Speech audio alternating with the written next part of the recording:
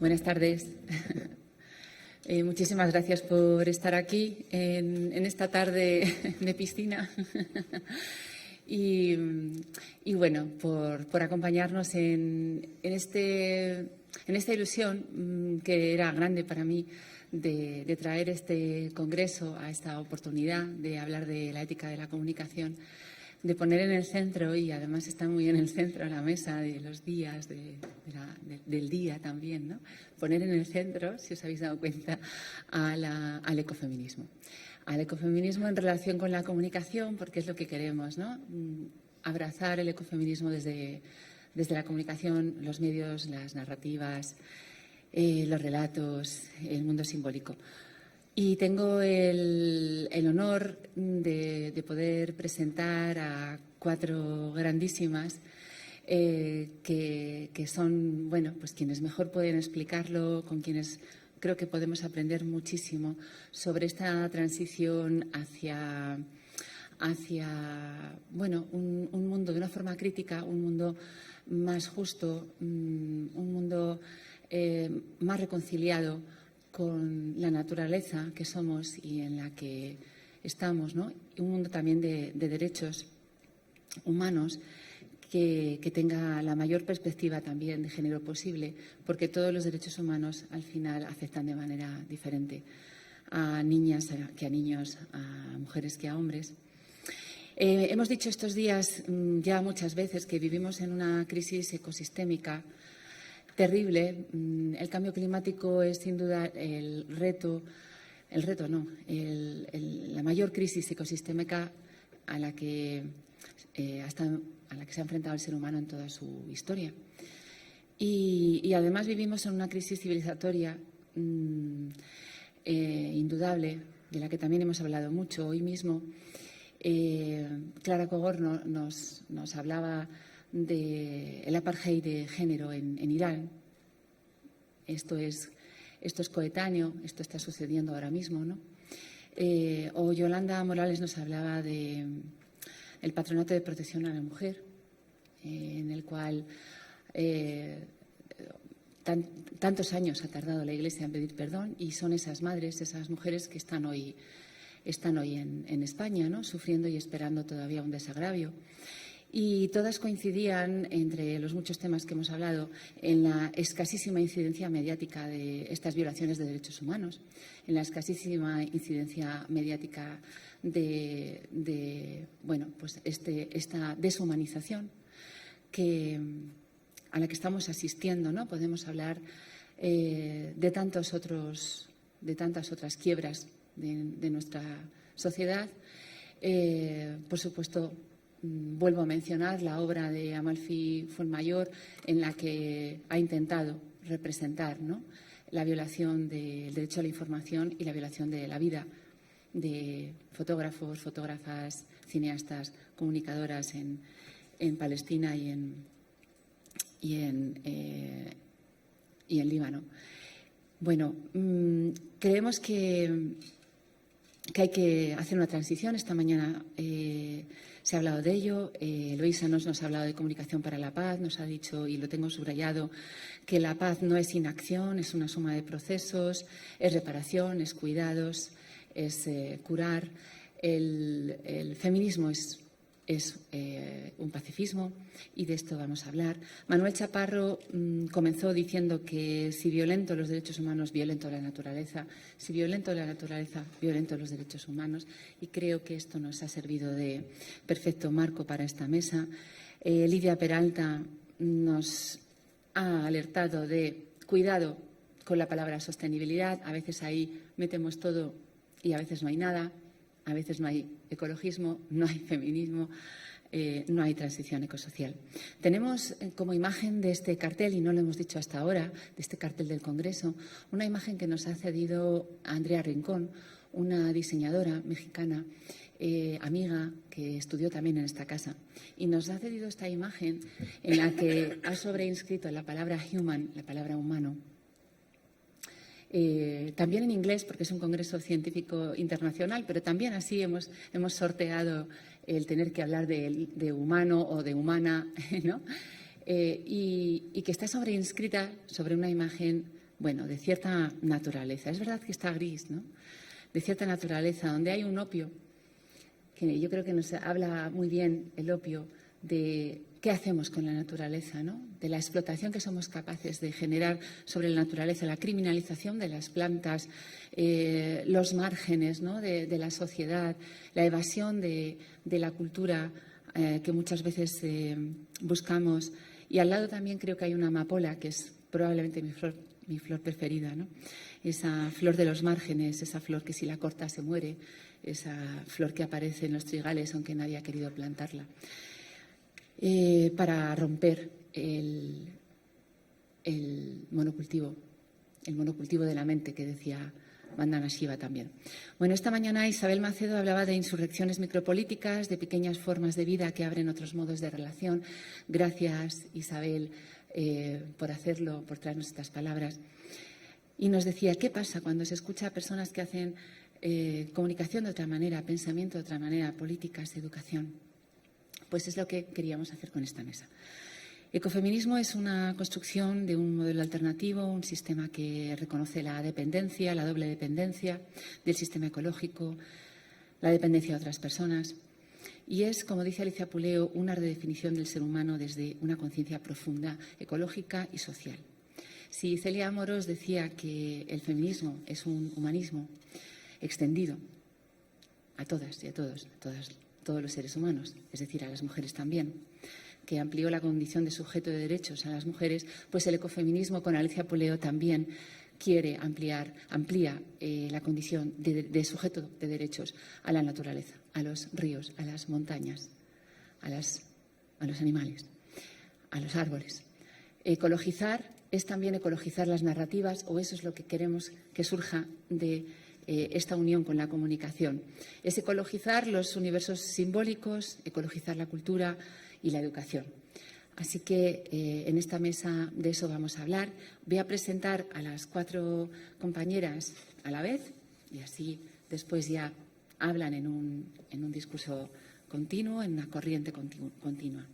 Voy a presentar primero a Alicia Puleo, que es mi mayor referente intelectual, creo que nuestro mayor referente intelectual.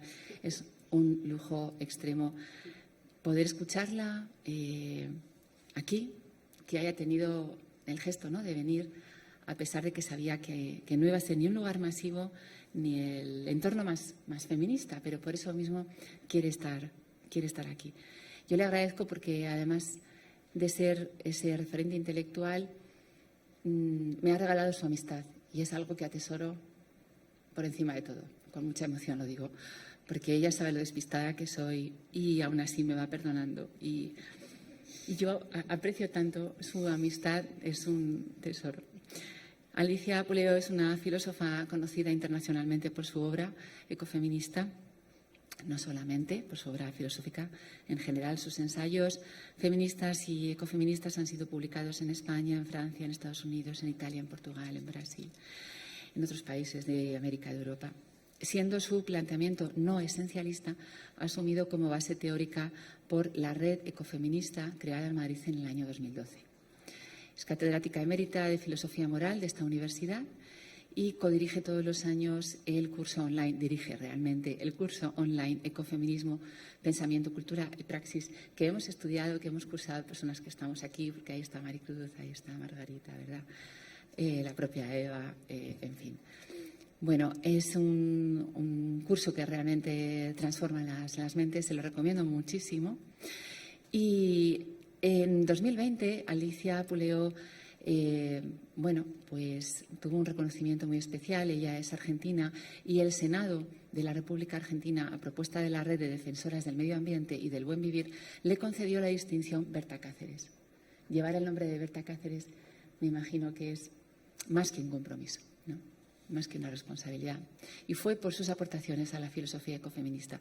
Ha publicado numerosos libros, entre ellos Ecofeminismo para otro mundo posible o Ecología y género en diálogo interdisciplinar, y también Claves ecofeministas para rebeldes que aman la tierra y a los animales. Recibió en 2024 el Premio Conex de las Letras en la categoría de ensayo filosófico. Bienvenida, Alicia, muchísimas gracias por estar aquí. Voy a presentar ahora a María José Guerra Palmero en las palabras en que ella me ha enviado, tan escueta que quiere ser, que también habla mucho, ¿no?, de cómo ella es, ¿no?, tan cercana, tan próxima, ¿no? Y viene desde La Laguna, viene desde lejos y se lo tenemos que agradecer especialmente. Es una suerte que esté aquí. Es doctora en Filosofía y Ciencias de la Educación y catedrática de Filosofía Moral de la Universidad de La Laguna. Fue presidenta de la Red Española de Filosofía de 2017 a 2019 y en la actualidad es directora de la Cátedra Cultural Javier Muguerza. Sus líneas de investigación incluyen la teoría ética y política contemporánea, la teoría feminista y la ética aplicada, especialmente la bioética, los estudios migratorios y la ética ecológica. La verdad es que María José Guerra tenía que estar en este congreso donde todos estos cruces están muy presentes, ¿no? Son voces que nos llegan de la filosofía moral, expertas en ética y en ética ecofeminista. Y a mi izquierda está, mi querida Inma Alonso, admirada Inma Alonso, periodista, especialista en asuntos públicos globales, con especialización en igualdad de género y derechos humanos. Cuenta con más de 15 años de experiencia acompañando procesos de diálogo entre instituciones públicas. Total nada, organizaciones de la sociedad civil y organismos internacionales mediante la incidencia política. Ella es experta en incidencia política y comunicación estratégica. Recientemente ha coordinado la 5ª Conferencia Ministerial de Política Exterior Feminista. Enhorabuena por ese grandísimo reto. Pero quizá lo que mejor define su trayectoria es la convicción de que las políticas públicas solo transforman verdaderamente la vida de las personas cuando van acompañadas de narrativas capaces de imaginar, construir y sostener futuros más justos. Es verdad que necesitamos habitar en relatos, en poemas, en historias. Esta convicción la ha llevado a explorar la relación entre comunicación, ética y cuidados, convencida de que no basta con impulsar políticas de cuidados si no somos capaces de construir también una auténtica cultura del cuidado. Desde esa doble mirada, la de la práctica política y la reflexión de la comunicación, nos invita a pensar el vínculo entre la ética del cuidado y la ética de la comunicación como una propuesta para afrontar los desafíos de un tiempo incierto, marcado por la polarización, la desinformación, el debilitamiento de la conversación democrática.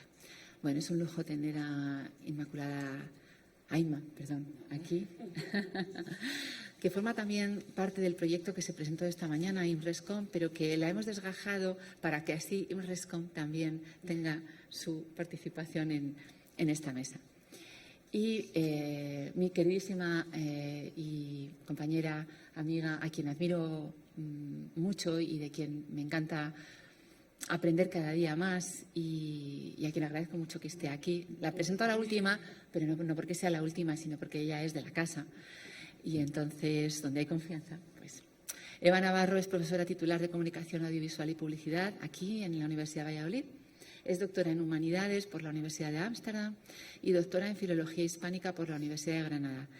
Tiene un máster en Investigación Artística por la Universidad de Ámsterdam y un máster en Comunicación con fines sociales en esta universidad.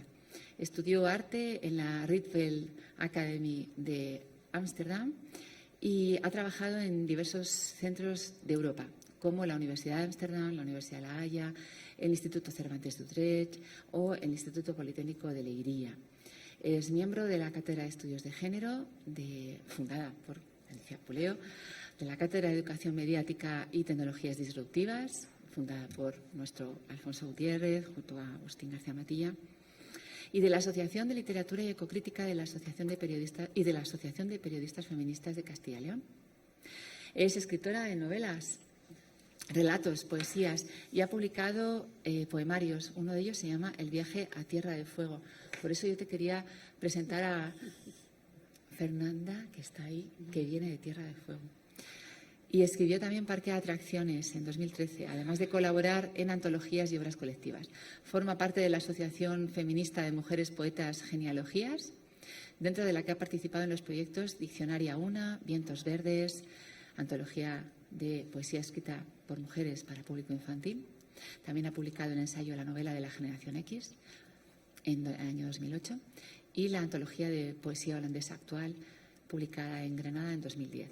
como antóloga y traductora. Como artista ha formado parte de diversas exposiciones y festivales. Bueno, como veis, es, polímata.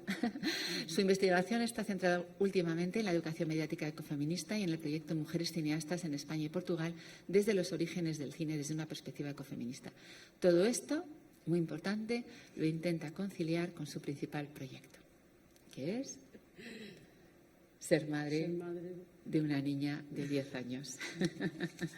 Muchísimas gracias. Lo personal es político y había que decirlo. Bueno, muchísimas gracias a todas por estar aquí, amigas. Y bueno, pues vamos a dar comienzo. Les doy la voz.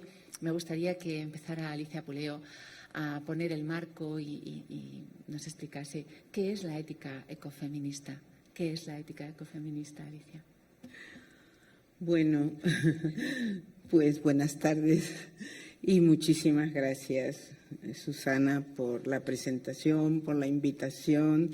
Bueno, gracias a todo el equipo que ha organizado este congreso. Y bueno, pues a ver, ¿qué es la ética ecofeminista? ¿Qué es el ecofeminismo también, no? Que es una corriente del feminismo que es menos conocida que el feminismo en general y a veces mal conocida porque se ha identificado durante mucho tiempo con la idea de que las mujeres serían más naturales que los hombres y que por lo tanto tendrían que asumir todo el coste del cuidado de la naturaleza, que bueno, en el inicio alguna pensadora planteó esto, pero ahora ya no estamos en ese planteamiento, ¿no? A mí me parece sumamente importante y te agradezco el hecho de que, Susana, de que hayas planteado esta mesa, porque durante un tiempo, hace años, di deontología de la comunicación y sé positivamente que la ética es fundamental en el plano de la comunicación. Se ha elaborado todo un corpus que seguramente conoceréis muy bien sobre esta cuestión, pero no siempre se cumple e incluso podemos decir que estamos en un momento de crisis, ¿no?, al respecto.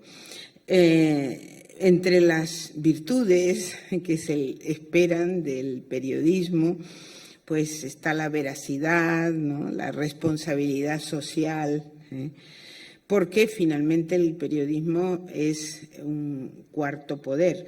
Y en un terreno ya más amplio, que es el de la comunicación en general, yo creo que actualmente, sobre todo en este tiempo que ya es el tiempo de las redes sociales, que es el tiempo de Internet, ya tenemos una responsabilidad muy compartida, porque todas y cada una de las personas, más o menos, nos hemos convertido en comunicadoras y estamos modelando la opinión pública, evidentemente no con la misma fuerza o peso con que pueden hacerlo los media, pero algo podemos ir aportando, ¿no? Para bien o para mal, porque las redes es verdad que son vehículos a veces de odio, agresividad, etcétera, pero también son formas de quebrar el discurso único que muchas veces vehiculan los grandes medios, ¿no? Entonces, las redes son espacios en los que se puede presentar de alguna forma éticas o miradas sobre el mundo distintas, alternativas, y eso es muy interesante, desde luego. Y en el caso del ecofeminismo yo creo que es muy, pero muy importante, porque estamos en una época de crisis, como ha señalado Susana de Andrés. Esta crisis es una crisis social, pero también es una crisis ecológica. Y en ese sentido, en el sentido de que es una crisis ecológica, es una crisis que va restando tiempo, ¿no? Que no podemos, o sea, a lo largo de la historia ha habido muchas crisis, pero siempre teníamos siglos para solucionarlas, mientras que ahora el tiempo físico es reducido, porque lo estamos viendo, ¿no? El cambio climático ya está aquí, está en nuestra experiencia de las olas de calor, del cambio en general de los microclimas de cada región, etcétera, etcétera. Bueno, la cuestión es que estamos ante una crisis múltiple y por lo tanto, quien comunique, sea quien sea, no solo necesita veracidad ante esta crisis, sino también información veraz y, para decirlo con un título de Jane Austen, Sense and Sensibility, ¿no? O sea, tener cabeza y también tener corazón, tener sensibilidad. Sensibilidad, curiosidad intelectual para saber, para aprender, para enterarse de lo que está pasando, pero también sensibilidad para captar lo dramático de la situación y poder reaccionar y transmitir esto, la urgencia, ¿no? de la situación en la que estamos. Voy a traer un pequeño ejemplo del periodismo de estos últimos días. Sabéis que, además de sufrir el calor aquí, en Europa en general ha habido olas de calor y que Francia ha tenido una ola de calor tremenda. Y en varios medios de comunicación he visto esta noticia y siempre tratada de la misma manera. Yo he cogido un ejemplo, pero podrías buscar muchos similares. El titular dice: el calor extremo provoca una hecatombe avícola, cientos de miles de aves muertas.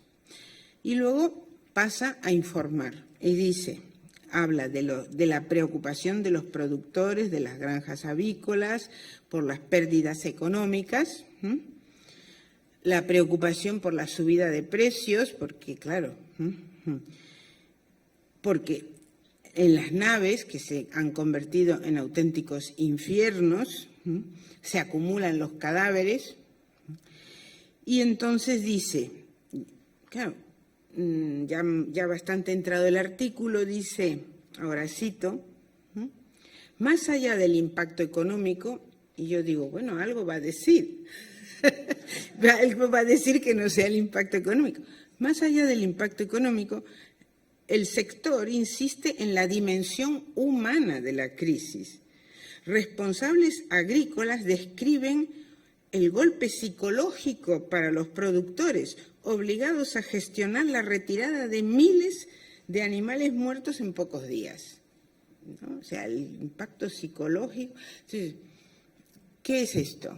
Esto es una muestra del antropocentrismo más brutal, ¿no? Porque no hay una sola línea que exprese ni la más mínima preocupación sobre los miles de seres que han muerto sofocados en un auténtico infierno. A ver, nosotros que hemos sufrido el calor estos días sabemos lo que es el calor. No puedo ni siquiera imaginar lo que serán esos infiernos de la agricultura, de la ganadería industrial, que ya de por sí es un infierno, ¿no? Entonces, más infierno ahora.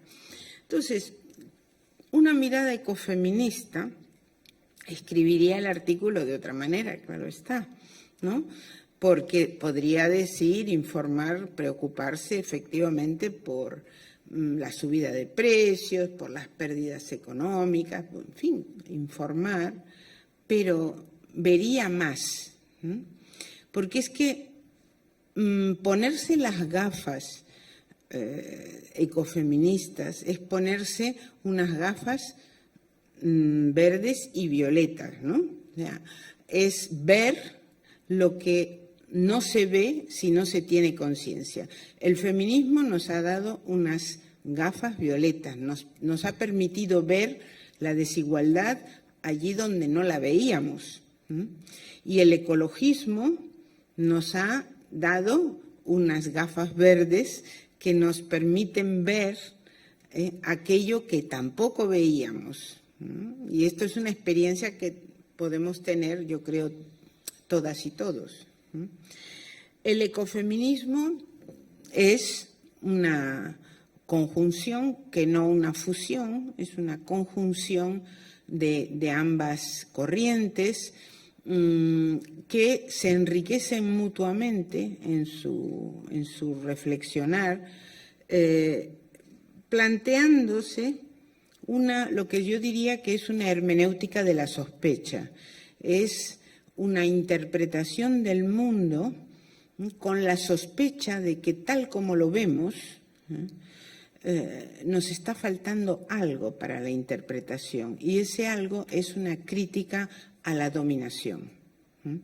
El feminismo nos enseñó a criticar la dominación, a ver la dominación, a ver la desigualdad, y el ecofeminismo nos trae la sospecha de que hay una conexión entre esa forma de ver el mundo de una manera dominadora, como si todo estuviera para el ántropos, y las formas en que la historia, al apartar a las mujeres de los puestos de poder, al apartar a las mujeres de la decisión, al apartar a las mujeres de la cultura con mayúsculas, etcétera, lo que ha hecho es entronizar solo una forma de ver el mundo que correspondía con las tareas y las virtudes y habilidades que se le exigieron a los varones. ¿Y qué se le exigía a los varones? Pues ser el guerrero, el cazador, ser duro, porque si yo tengo que luchar, no puedo ponerme a compadecer al adversario, ¿no? Tengo que alejarme, tengo que ser distante. Entonces, esa forma de ver el mundo ha sido considerada la forma correcta y objetiva de ver el mundo. Lo demás se le dejó a las mujeres porque se adjudicó las tareas de la crianza, las tareas del cuidado, y por lo tanto, bueno, pues esas tareas requieren virtudes, requieren aptitudes que no son las de la dureza, las de la distancia, sino por el contrario, las virtudes y las aptitudes de la escucha, del cuidado, de la responsabilidad, etcétera, ¿no? Entonces, ha llegado un momento de crisis ecológica en el que probablemente necesitemos esas virtudes del cuidado de una forma un poco más extensa, que no sea únicamente la familia, que no sea únicamente nuestro entorno, y que se universalicen esas formas de ver el mundo. La ética ecofeminista es una ética, y voy terminando, Susana, que no me paso, es una ética que ha asumido una gran revolución que hubo dentro de la filosofía, que fue la llamada Care Ethics, la ética del cuidado de los años 80, una ética que planteó, con figuras como Carol Gilligan, aunque no únicamente, planteó que la ética, la filosofía moral, había descuidado otras formas de ser moral, de ser éticos, que había considerado inferiores. Y esas formas estaban vinculadas al cuidado, a la responsabilidad y caracterizaban a la actitud de las mujeres. Esto no quiere decir que todas las mujeres sean muy éticas del cuidado, en absoluto, ¿no? No, solamente quiere decir que hay una cultura femenina que se puede encarnar más o menos en cada individuo, pero que ha desarrollado una forma de comportarse que tiene que ver con el cuidado, con la responsabilidad de los vulnerables. Esto fue, pues, produjo un gran debate en la filosofía moral, y cuando entra en la teoría ecofeminista se produce un cambio, porque la teoría ecofeminista expande el cuidado y plantea que el cuidado ha de ser también el cuidado de la tierra, el cuidado de los seres vivos no humanos, y no solamente el cuidado de las personas vulnerables. Entonces, asistimos a una extensión de la ética del cuidado y a un abandono, digamos, de ese aspecto únicamente antropocéntrico que tenía. Entonces, tenemos esa ética del cuidado que nos está planteando desde el ecofeminismo una redefinición del ser humano, una definición más modesta, vernos como nudos en una red de la vida, una red que está siendo destrozada por un desarrollo neoliberal destructivo, devastador, y que nos llama la atención sobre el hecho de que esa voluntad de poder tan androcéntrica está llevándonos hacia un punto de no retorno. Nos llama también la atención sobre el hecho de que la sororidad internacional necesaria, que siempre tuvo el feminismo, que planteó justamente la sororidad de mujeres con mujeres de todo el mundo, está siendo abandonada. Si el feminismo no tiene una visión mínimamente ecofeminista, no puede entender la situación en la que se encuentran las mujeres pobres del sur global, que son quienes más están sufriendo en primera línea lo que es la devastación ambiental, lo que es el extractivismo, etcétera. Pero yo creo que María José Guerra va a hablar de esto, no lo voy lo menciono solamente. Y ya para terminar, me gustaría recordar que el ecofeminismo en sus primeras manifestaciones nació en la época de la Guerra Fría, en el último tercio del siglo XX, y nació impulsado por el temor a una tercera guerra mundial, el temor a la guerra atómica, a la guerra nuclear. Eso luego fue, pues, disolviéndose, ¿no es cierto?, poco a poco, con la caída de la Unión Soviética, pero actualmente estamos en una situación muy alarmante también a ese respecto. Estamos asistiendo a una proliferación de discursos bélicos en los medios de comunicación y en ese sentido también necesitamos ecofeminismo, conciencia ecofeminista, porque el ecofeminismo es una cultura de paz para que podamos tener un futuro posible. Yo lo dejaría aquí. No sé si me he pasado. No, muchísimas gracias, Alicia.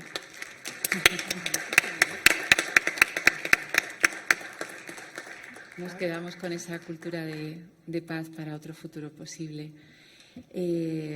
Gracias por definir de una manera tan clara, tan didáctica, qué es el ecofeminismo. Pues buenas tardes, me ha hecho mucha ilusión coincidir con compañeras a las que hace tiempo que no veía, Sara, conocer a Desvirtualizar Almudena, encontrarme con Susana. Y bueno, ¿no? Agradecer también a Intracom, a Juan Carlos Suárez, pues todo el esfuerzo en estos encuentros científicos, dedicado a la ética de la comunicación. Yo no soy especialista en ética de la comunicación y un poco traía, bueno, pues esta idea de hablar de defensoras de la tierra contra el ecocidio. Y bueno, ¿no? Nuestra maestra Alicia Puleo pues ya ha hecho el pórtico para entrar directamente a esta cuestión. Voy a contextualizarlo un poco porque básicamente estos días se ha hablado mucho de imaginarios y narrativas. Yo vengo más del terreno de los conceptos, de la argumentación, incluso de eso que se puede llamar la racionalidad, ¿no? Que ya parecen palabras mayores. Y relaciono este asunto de las defensoras de la tierra contra el ecocidio, ecocidio, animalicidio, estaba pensando con el ejemplo que nos ponía, sí, ya está, ¿no? Que nos ponía Alicia, arboricidio, hay una pelea, ¿no? En todas las ciudades por resguardar los árboles.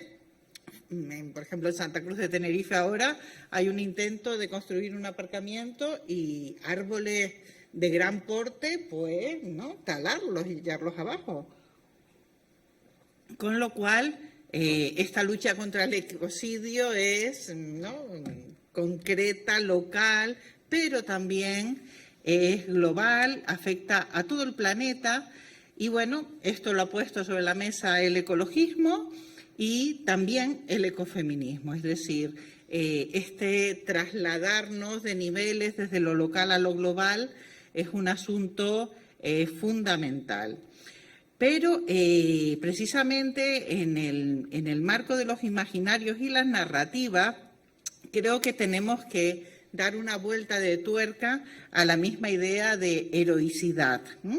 Los héroes siempre han sido masculinos, ¿no? Hablaba Alicia ahora del cazador, del guerrero.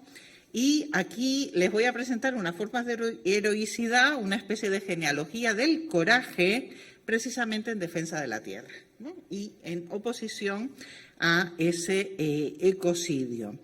Y claro, no tengo todas las respuestas, incluso ayer en la sesión de comunicaciones de la tarde, Suani Marín, ¿no? Planteaba la cuestión de qué derecho tenemos, ¿no? A hablar, pues, por ejemplo, de las luchas de otras comunidades, cómo hacerlo, así que es una problemática planteada dentro de la comunicación ética, pero a mí sí me da la sensación de que partiendo de esas voces sí tenemos una misión de amplificación, de dar voz. ¿Por qué? Porque en esos medios de comunicación de los que se ha estado hablando todo el tiempo, estas historias prácticamente no aparecen o aparecen de una forma muy, muy marginal. Hay además, y yo creo que aquí ¿no? hay ejemplos también en este congreso, mucho documentalismo, ¿no? YouTube, esa plataforma está llena de intervenciones de estas defensoras de la tierra y creo que tenemos que dar eco, hacer de altavoz, hablar de todas estas luchas que están a lo largo, ¿no? Si me da tiempo de llegar al final, ¿no? Lo veremos de todo el planeta, en todos los continentes y que hablan de esa sororidad que es constitutiva al feminismo y más al ecofeminismo en esa lucha contra la destrucción de la tierra. Entonces, creo que las genealogías tienen fuerza porque nos permiten entrelazar el pasado, el presente y el futuro y construir utopías, ¿no? Sin esos referentes es muy, muy difícil. Y sobre todo pensando en las generaciones más jóvenes que ya cultivan otros códigos muy diferentes a los que, bueno, generaciones anteriores hemos tenido en nuestras formas de comunicación social. Entonces, aquí vamos a ver, pues, algunas, no sé si me va a dar tiempo de todas, algunas mujeres que han arriesgado su vida, su libertad, que han sufrido, por ejemplo, la mayoría de ellas, campañas de difamación misóginas absolutamente brutales, muchas de ellas, hablamos en el curso de ecofeminismo que ha organizado Alicia Puleo, y en este sentido creo que rompen también esta visión de la estereotipia femenina del cuidado y la estereotipia masculina de la heroicidad. Y que ¿no? Creo que nos sirven para enfrentar este asunto, ¿no? Bueno, ¿no? Me salto lo del ecocidio. Entonces, vamos a empezar al principio del siglo XX con Rachel Carson. Voy a ir, ¿no? Rapidísimamente, pero quizás no sea la primera científica que se revela contra la contaminación, contra el envenenamiento del suelo, de los ecosistemas, de los animales, porque la cadena trófica nos conecta a todos. Y es la primera que dice que estamos en guerra contra la naturaleza y que en ese sentido esa guerra es una guerra suicida, es decir, del ecocidio al suicidio. Yéndonos a África, Mangari Batai, me gustaría que fueran pensando cuántas de estas mujeres conocen, ¿no? Porque esto es una invitación luego a leer, a profundizar y a montar talleres sobre las defensoras de la tierra. Bueno, pues precisamente frente a la deforestación y a la sequía, organiza un movimiento, Cinturón Verde, que la va a llevar a recibir el Premio Nobel de la Paz y a vincular precisamente esa conservación de la naturaleza con los derechos humanos y con los derechos de las mujeres. Esta sí es conocida, ¿verdad? Vandana Shiva, ¿no? Tenía que ponerlo, aunque luego me estaba acordando de que no he incluido a Petra Kelly, que en el contexto de lo que decía ahora Alicia sobre la Guerra Fría fue fundamental. Y bueno, tenemos esa defensa de la soberanía alimentaria, de la biodiversidad agrícola y una voz contra las multinacionales que han ejercido biopiratería, extractivismo y ese modelo de agricultura que sabemos, dependiente del petróleo, que nos lleva directamente, además, ¿no? al colapso. Si nos vamos a Brasil, pues Marina Silva, todas estas personajes también tienen, ¿no? su lado polémico, pero las tenemos que poner ahí, ¿no? La defensa del Amazonas, precisamente, ¿no? Eso que se dice del pulmón del planeta, aunque los océanos también lo son.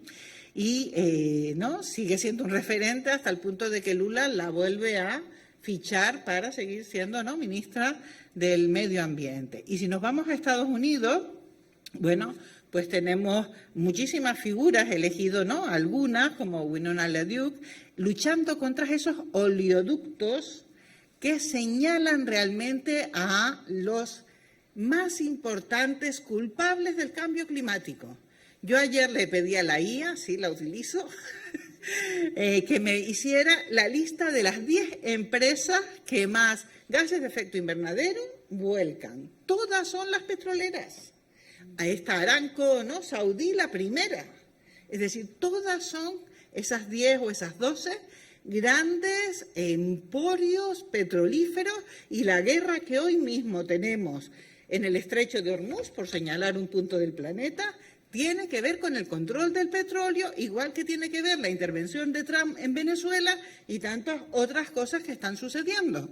Entonces, frente a un tema que hemos tratado también estos días de la responsabilidad, no podemos olvidarnos precisamente de esa estructura que es la que nos está llevando, pues eso, ¿no? a un escenario que no tiene salida.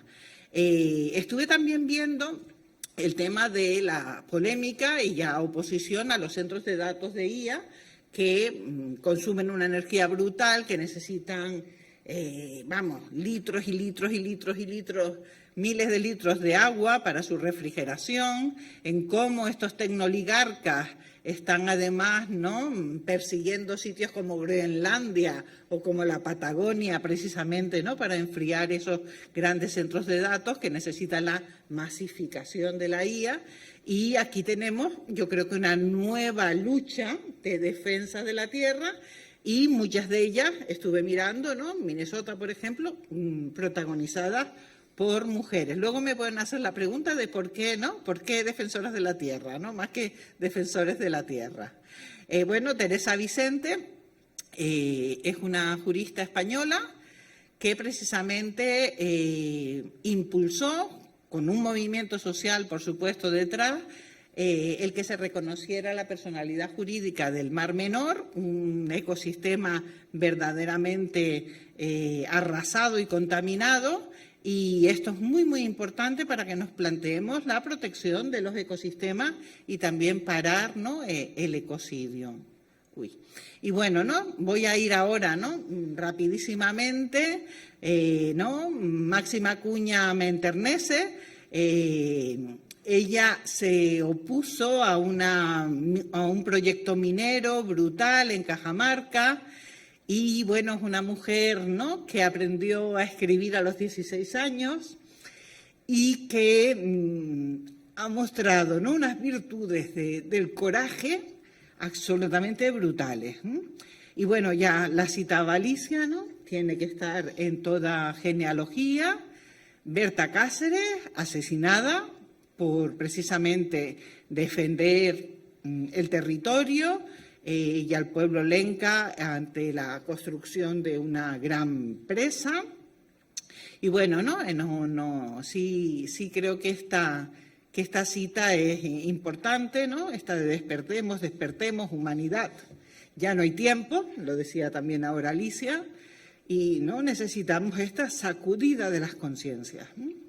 Bueno, busqué más ejemplos en Brasil, en Kenia, la contaminación, por ejemplo, por plomo, que afecta sobre todo a los niños, o esta mujer, Teonila Roca Matbot, que yo no la conocía, una activista puanibea, también liderando a los colectivos y a las comunidades de Bougainville, afectados por un desastre minero de una mina de cobre, ¿no?, a cielo abierto, absolutamente brutal. Ya estoy, ¿no? Bueno, ya voy. Bueno, a esta sí la conocen, ¿verdad?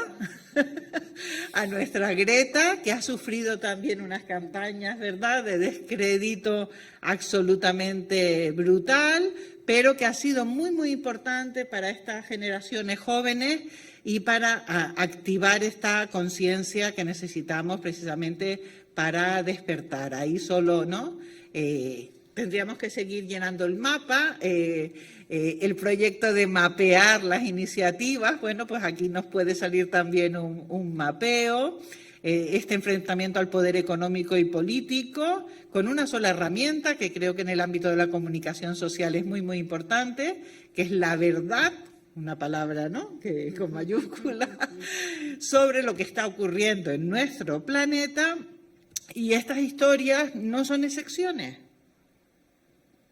Hay muchísima gente anónima, pues, defendiendo la tierra y optando por cuidar los ecosistemas, los animales, a sus comunidades, y tenemos que hacer un esfuerzo colectivo en red para visibilizarla, ¿no?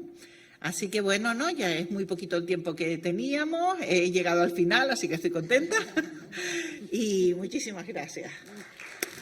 Muchas gracias, María José. Siento que no tengamos más tiempo para aprender más de estos referentes. Pero bueno, la idea creo que está lanzada, ¿no? Por supuesto que sí, las defensoras de la tierra. No sé si Inmaculada quiere continuar y así tú vas, Eva, cambiándote para utilizar el ordenador con más tranquilidad.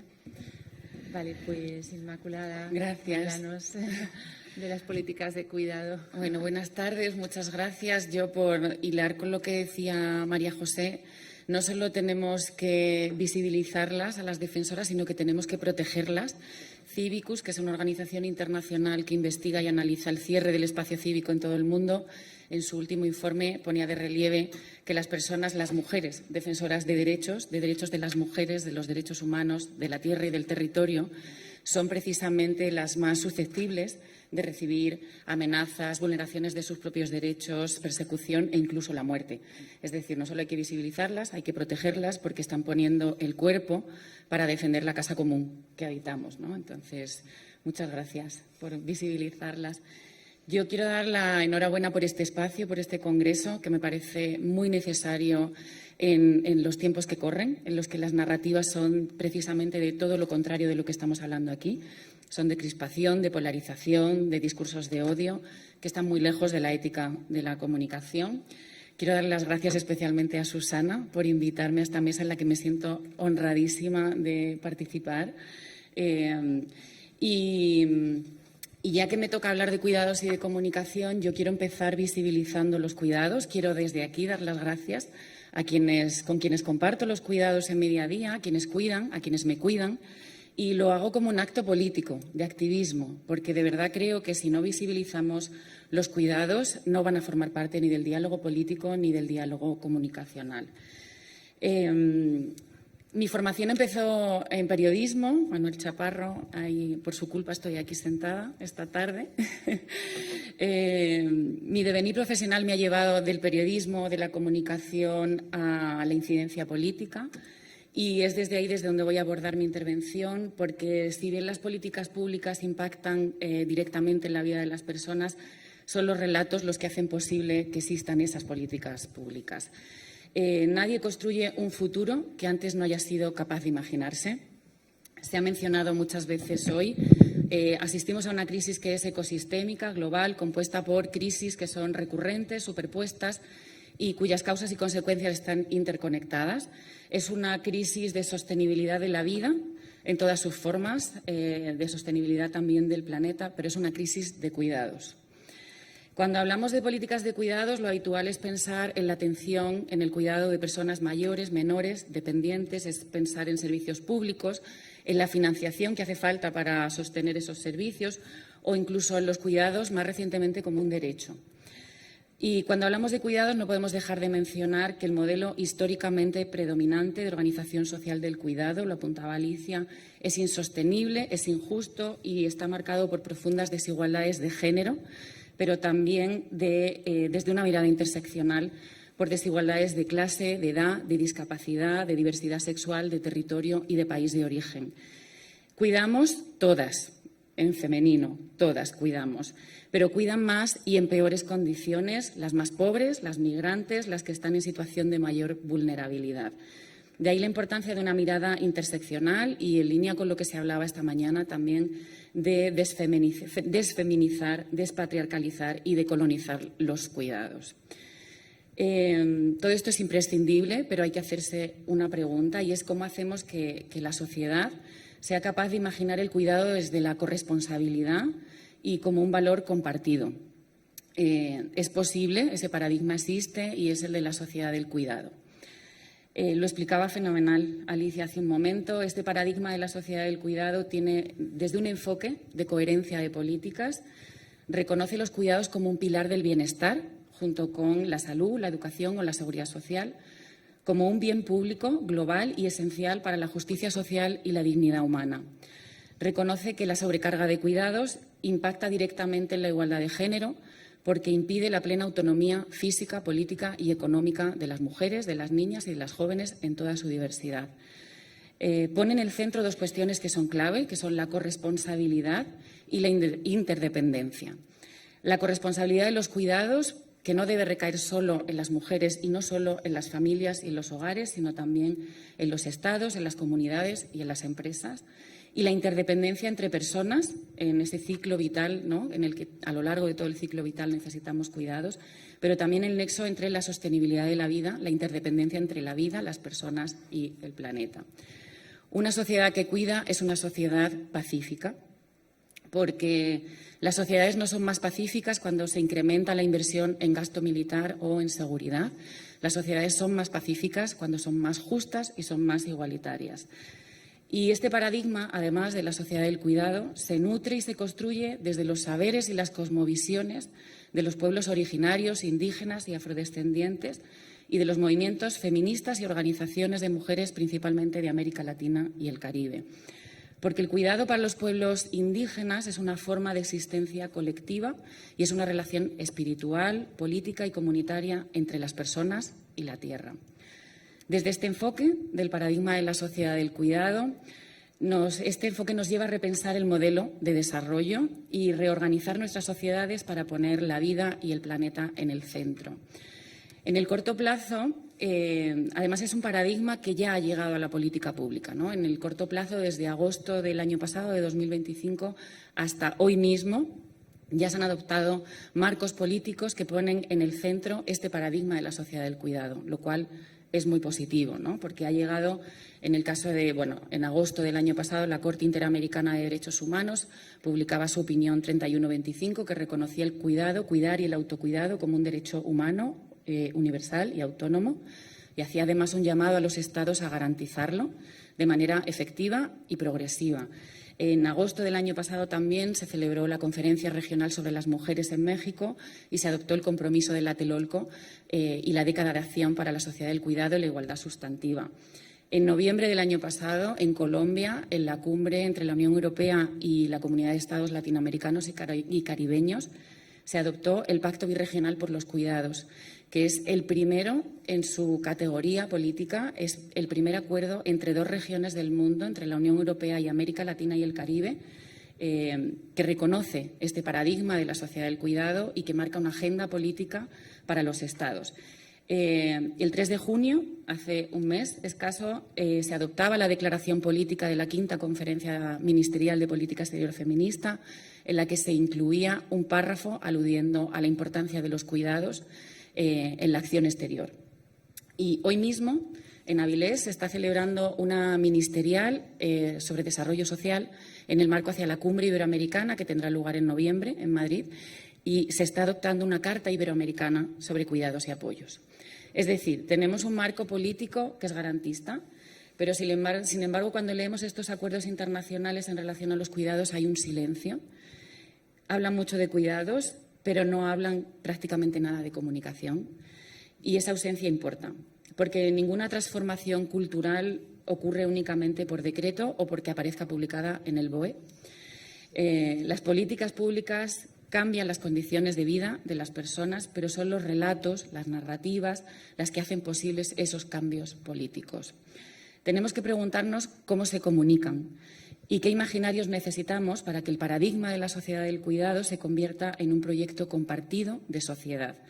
Hace falta imaginarlo, comprenderlo, hacerlo deseable, convertirlo en cultura, porque toda transformación cultural necesita un universo simbólico para poder pensar de otra manera. O haciendo referencia a las intervenciones de esta mañana, ecologizar la comunicación también significa transformar los imaginarios. La comunicación no es únicamente un instrumento para difundir las políticas públicas, es una infraestructura simbólica que sostiene la democracia.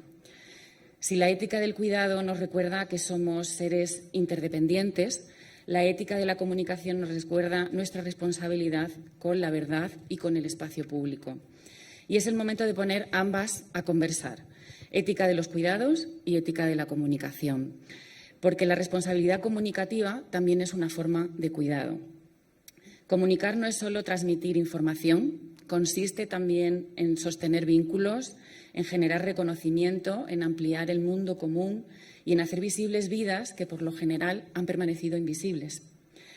Parafraseando a Hannah Arendt, el mundo común se construye también mediante los relatos que compartimos. Si la sociedad del cuidado es el horizonte político que propone reorganizar nuestras relaciones para sostener la vida en una dimensión lo más amplia posible, quizá aplicar la ética del cuidado a la comunicación nos invite a reorganizar también nuestras narrativas para sostener la democracia. Si los cuidados sostienen la vida y la comunicación sostiene los significados que hacen esa vida posible, no se puede hablar de sociedad del cuidado sin una comunicación que también cuide. Muchas gracias. Magnífico, Inma. Cómo hemos pasado, ¿no?, del ecofeminismo a que la comunicación también tiene que abordar el reto, y no solamente la comunicación, también la educación, ¿verdad? Eva tiene esa capacidad para enlazar también educación y medios. Buenas tardes. Bueno, lo primero es daros las gracias por estar aquí y darle las gracias a Susana, a la que quiero mucho, sobre todo primero amiga y luego pues una persona también como profesional y como pensadora a la que admiro mucho, y desde luego es solo un privilegio, sino bueno, un reto estar aquí sentada con las maestras, ¿no? Entonces, bueno, pues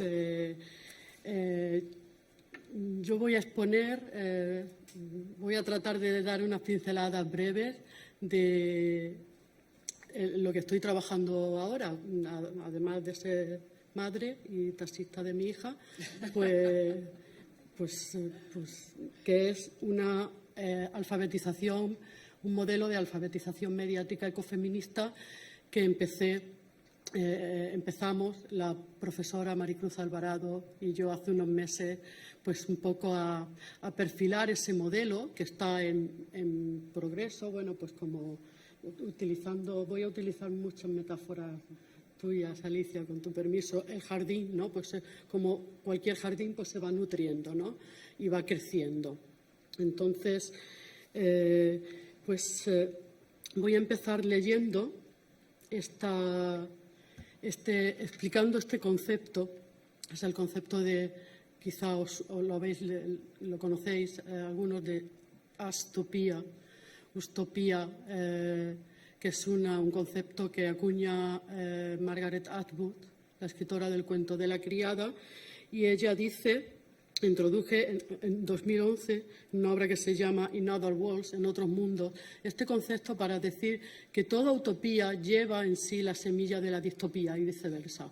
Ella lo acuña al hilo de su propia narrativa de ciencia ficción, pero se puede extrapolar, y de hecho yo lo tomo de aquí para extrapolar. Creo que este concepto de astopía, que además juega en inglés con el doble sentido de nosotros, de us, ¿no?, para decir que efectivamente en el mundo en el que estamos, la ustopía, las promesas del mundo digital llevan también, y las promesas del desarrollo y del mundo tecnológico llevan intrínsecamente la semilla de la distopía.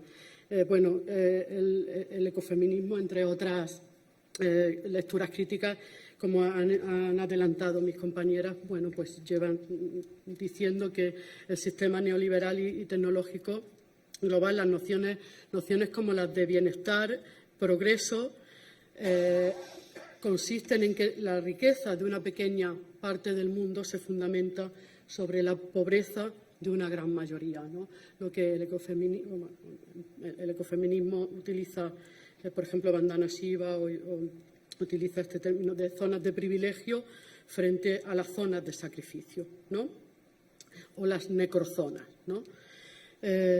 Por tanto, este carácter, digamos, necrótico, ¿no?, que se ha señalado, ¿no?, del capitalismo, creo que está en esta naturaleza, ¿no?, del contexto ustópico en el que estamos, ¿no? Margaret Atwood dice también que la ustopía es una especie de state of mind, ¿no? No solamente es un lugar, ¿no?, un lugar que está dentro de cada uno de nosotros. Por tanto, la utopía encierra la distopía. Voy a ir. En el caso de la ustopía digital, bueno, pues cómo se traduce, como decía, ¿no?, la IA, plataformas, vigilancia, explotación y extractivismo de datos, disfrazados muchas veces de promesas de progreso, ¿no? Quería también, me gusta una metáfora que utiliza Remedios Zafra, y es que en este contexto ustópico la acumulación, el flujo y el exceso de imágenes sin carne, dice Remedios Zafra. Vivimos rodeados de imágenes sin carne y podríamos hablar de imágenes descarnadas en el doble sentido de que son simulacros, ¿no? Como decía también Baudrillard, el simulacro es la imagen en el espejo sin referente real, ¿no? El Black Mirror también, pero también de descarnadas en el sentido de crudo, pornográfico, ¿no? De las que estamos rodeadas, ¿no? Has hablado de esta noticia, ¿no? Y de cómo los medios de comunicación, o de información más bien que de comunicación, nos bombardean con este descarnamiento, ¿no? Con estas, en los dos sentidos, ¿no? Por lo tanto, creo que merece la pena. Quería citar a Zafra. ¿Por qué es necesaria una pedagogía ecofeminista de los medios? Bueno, pues creo que ya se ha expuesto aquí, pero también porque, bueno, nos enfrentamos no solo a la crisis climática y también se ha dicho a uno de los mayores problemas que tenemos, que una mitad de la población sigue sufriendo violencias de todo tipo, ¿no? Lola Venegas la llamaron en ese libro la guerra más larga de la historia, ¿no? 4.000 años de violencia contra las mujeres de todo tipo, ¿no? Y lo seguimos viendo. Ahora, ¿qué ha pasado? Los medios digitales nos han traído ventajas, acceso, pero también nuevas formas de violencia o las viejas formas de violencia con el envoltorio nuevo, ¿no? El mismo perro con otros collares, ¿no? Muy atractivos además, ¿no? Camuflados de no violencia. Por tanto, la violencia de género, traducida en ciberacoso, acoso algorítmico, exclusión tecnológica. Quería citar también a las compañeras, a los compañeros. Rocío, Susana y Pepe tienen un artículo donde dice: no se trata solo de que las mujeres, de incluir a las mujeres, sino qué tipo de inclusión, ¿no? Y entonces es importante, ¿no?, que nos preguntemos. No es solo dar nombres, incluir nombres, que también nombrar las genealogías es importante. Se trata, lo que estamos reivindicando en esta mesa, es cambiar el paradigma, redefinir la mesa. Hay que cambiarla, ¿no? Porque, y es ahí donde estamos diseñando esta. De hecho, hay teóricas que hablan de injusticia algorítmica. Ya hay dos libros, que es el de Cathy O'Neill, ya de 2016, Arma de destrucción matemática, cómo el Big Data aumenta la desigualdad y amenaza la democracia, o el de Virginia Eubank, de 2021, que se llama La automatización de la desigualdad, herramientas de tecnología avanzada para supervisar y castigar a los pobres. Y creo que es importante, ya lo habéis citado por aquí. Por tanto, ¿cómo educar críticamente en un ecosistema digital que promete emancipación mientras reproduce desigualdades? Pues el ecofeminismo. No se me ocurre otra mirada más holística que esta. Y bueno, pues no voy a entrar porque ya las compañeras, pero bueno, estamos hablando de un sistema patriarcal, extractivista, no solamente de recursos naturales, también de cuerpos, de datos. Estamos sometidas sobre todo las mujeres, pero la ciudadanía en general, a un extractivismo brutal de todo tipo, ¿no? Nuestros datos que damos alegremente, cada vez que nos instalamos una aplicación o que entramos en Internet, y eso pues se traduce en desigualdad y en esta doble colonización, ¿no?, que también decía Vandana Shiva, en la explotación de los cuerpos y la explotación de los territorios. No pueden ir separados, ¿no? Por tanto, la ética del cuidado está en la base, también tiene que estar en la base de cualquier propuesta de educación mediática y de medio, de relato mediático que tenga una mirada ecofeminista o que quiera tener una mirada de justicia social y de igualdad. Y bueno, pues cito a Gilligan, que Somos por naturaleza homo empáticos en vez de homo lupus. La cooperación está programada en nuestro sistema nervioso. Nuestros cerebros dan más luz cuando optamos por estrategias cooperativas en vez de competitivas. En vez de plantearnos cómo adquirimos la capacidad de cuidar, nos preguntamos cómo perdemos nuestra humanidad. Y a partir del ecofeminismo crítico que plantea Alicia Puleo, el ecofeminismo, pues partimos del ecofeminismo, ¿no?, como una teoría y una práctica, ¿no?, de la reparación. Y bueno, he querido poner esta cita también de Alicia. Quienes vienen de una larga historia de opresión y lucha por acceder a logos y ser reconocidas como sujetos, y en la escucha de otras culturas más respetuosas de la naturaleza, pero sin olvidar el legado ilustrado, la teoría ecofeminista posee un potencial inestimable para impulsar un conocimiento menos antropocéntrico, o lo que es lo mismo, más ajustado a la diversidad del ser. Pero más allá de la epistemología, su crítica al antropocentrismo es una invitación a que la ciencia y el conocimiento estrechen lazos con la ética para que un mundo sin dominación sea posible. Y bueno, pues aquí en los espacios académicos, educativos, pues también tenemos que revisar, ¿no?, cómo se están transmitiendo los saberes y el conocimiento, qué saberes se quedan fuera, se han quedado fuera, y cómo no seguir perpetuando ese sacrificio de saberes, ¿no?, esos saberes de sacrificio, no caer en eso. Y entonces, bueno, voy a mostrar un esquema que hemos ido trazando, y es, como ha adelantado Alicia Puleo, la metodología de la gafa verde y morada, ¿no?, que hemos aplicado. Nosotras empezamos aplicándola al olvido de la genealogía de publicistas, de pioneras de la publicidad y de pioneras del cine o del audiovisual, pero se puede extrapolar a cualquier discurso o cualquier. Yo voy a lanzar unas pinceladas. Digamos que la utopía a mí me gusta mucho como herramienta crítica, como diagnóstico crítico, pero luego he rescatado de la literatura también la teoría de la bolsa de la ficción de Úrsula K. Le Guin. Ella dice, basándose también en hallazgos, en teoría de antropología, que el primer artefacto humano cultural no debió ser la lanza, sino la bolsa. La bolsa para recoger, para guardar semillas, para llevar a las criaturas mientras te vas al campo a recoger semillas. Y entonces ella dice, he rescatado algunos de estos fragmentos, dice, seguramente mucho antes del arma, una herramienta tardía, lujosa y superflua, mucho antes del útil cuchillo y del hacha, está el recipiente. ¿Para qué sirve desenterrar muchas patatas si no tienes nada para cargarlas y llevártelas llevarte a la casa las que no te puedes comer? Cono antes de la herramienta que fuerza la energía hacia afuera, hicimos la herramienta que trae la energía a casa. Esto es precioso de Úrsula K. Le Guin. Ustedes, dice, solo sigan contando cómo cayó el mamut sobre vos y cómo cayó Caín sobre Abel y cómo las bombas racimo caerán sobre la aldea y los misiles caerán sobre el imperio del mal y todos los demás pasos en el ascenso del hombre con mayúscula masculino, ¿no? Aquí. Es la historia la que marca la diferencia. Es la historia que me ocultó mi propia humanidad, dice ella. La historia que los cazadores de mamuts contaron sobre embestidas, empujones, violaciones, asesinatos, sobre el héroe. La historia asesina.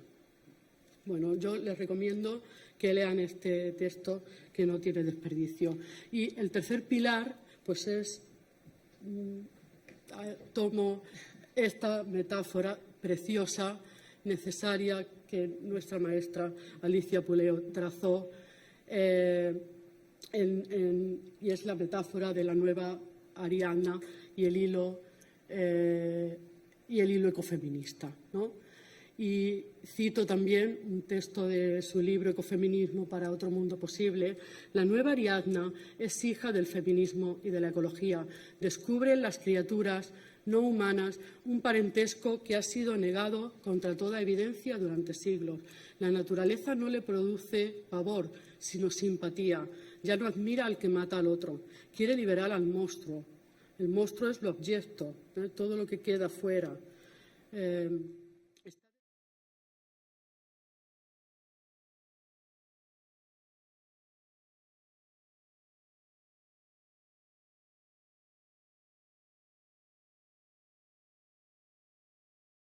disposición. Esto sería el modelo, que no se agota en este modelo, sino, como decía, es un huerto que se va nutriendo y que, bueno, como nos ponemos estas gafas, como yo que me quito y me pongo, pues para ver de lejos y de cerca, y entonces pues nos invita a hacernos estas preguntas de a quién benefician los modelos económicos de esta aplicación, qué saberes se quedan fuera, qué saberes son sacrificados, qué voces están ausentes en el debate. Voy leyendo así, de manera salpicada, qué contenidos se viralizan, por qué, qué impacto medioambiental.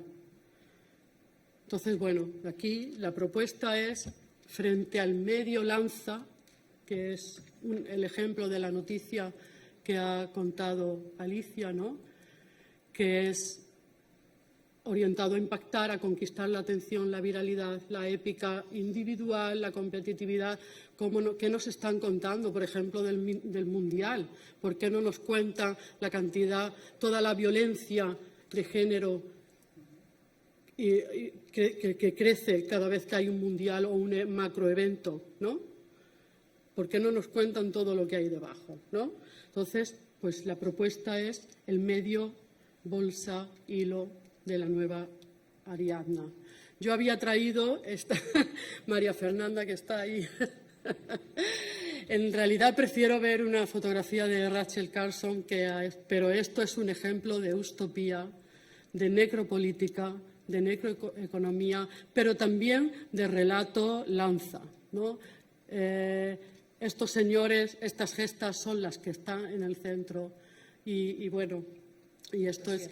Y además la motosierra, después si hay tiempo en el debate, se puede con toda la carga simbólica que tiene la motosierra, que además tiene escrito una frase que dice «Viva la libertad, carajo», ¿no? ¿Qué concepto de libertad se está vendiendo? Y bueno, pues la propuesta es transitar el laberinto digital junto a la nueva Ariadna, transitar la utopía sin sacrificios y, bueno, enlazar la bolsa y el hilo con la ética de los cuidados para no solo incluir en el relato, sino transformar radicalmente el relato digital. Muchísimas gracias. Qué preciosidad de presentación, Eva. Qué bonito estas metáforas. La verdad que me gustaría no añadir nada y dejarlo así. No sé si hay una pregunta, porque nos tenemos que ir ahora a la presentación de libros, tenemos que dejar esta sede y nos tenemos que ir a otro lugar. ¿Hay alguna pregunta muy, muy rápida? ¿De cero coma?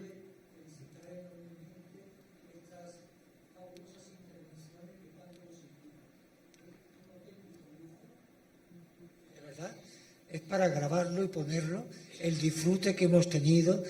He estado todo el tiempo con la bolsa, sin hablar, con la bolsa emocionado porque necesitamos espacios conspirativos como este. Y cuando se ve este potencial intelectual en la mujer que nos alumbra y nos pone en evidencia, por favor, hay que seguir trabajando. Inma, querida, la tesis ya, te necesitamos ya, estos partos. María José, tu fuerza, por favor, tu vitalidad desde las Canarias, desde ese territorio privilegiado en el norte de África que tanto representa y tanto significa. Susana, inspiradora. Eva, la utopía, me ha encantado. Decían, el hombre es un lobo para el hombre. Dice, qué mal conocía el filósofo a los lobos no hacen la guerra. ¿De qué estaba hablando el filósofo? El lobo no destruía su sistema. Y lo que llamamos manadas son familias que se cuidan. ¿No? O lo de Caín y Abel, ¿no? Hassan Goulet fue el primer presidente de la Djibouti independiente en el año 72 del siglo pasado. Y cuando le da la independencia, su discurso de investidura a la Francia que le independizaba, le dijo: vosotros, hijos de Abel, habéis condenado a los hijos de Caín. El Caín era el pastoreo, era el nómada que en territorios y en ecosistemas es fundamental. y la agricultura, la sedentarización obligatoria de los pueblos condenó a unos y a otros. Y seguimos hoy en la guerra de esa batalla. Y son justamente las mujeres las que más lo sufren ahí. Alicia, ¿qué quieres que te diga? Contigo siempre, hasta el fin. Gracias, Congreso. Gracias. Muchas gracias, Manuel. Muchas gracias a esta mesa maravillosa. Si la ética se definía como ampliar el nosotros, ¿no? Más, como ampliar el us, el we, más allá de la distopía, ¿no? Creo que ha sido una mesa maravillosa, que necesitamos el ecofeminismo y los relatos del ecofeminismo. Y hablando del lobo, ¿cuál es ese documental, Alicia, que siempre nos recomiendas, de los lobos que salvaron los ríos? Es un documental sobre Yellowstone y se llama, es muy breve, está online, y se llama Cuando los lobos cambiaron el curso de los ríos o algo así. Véanlo, si quieren saber ecofeminismo, entender... Bueno, sí, sobre todo ecosistema. Ecosistema, ¿no? más bien, sí. Es muy clarísimo. Pues muchísimas gracias. Nos vemos en la 114, que está en la otra sede, y yo les invito a que atravesemos juntos por la biblioteca, porque hay un punto de interés que nos ha preparado la biblioteca de este campus en torno a este congreso. Atravesamos por ahí y nos vamos a la 114.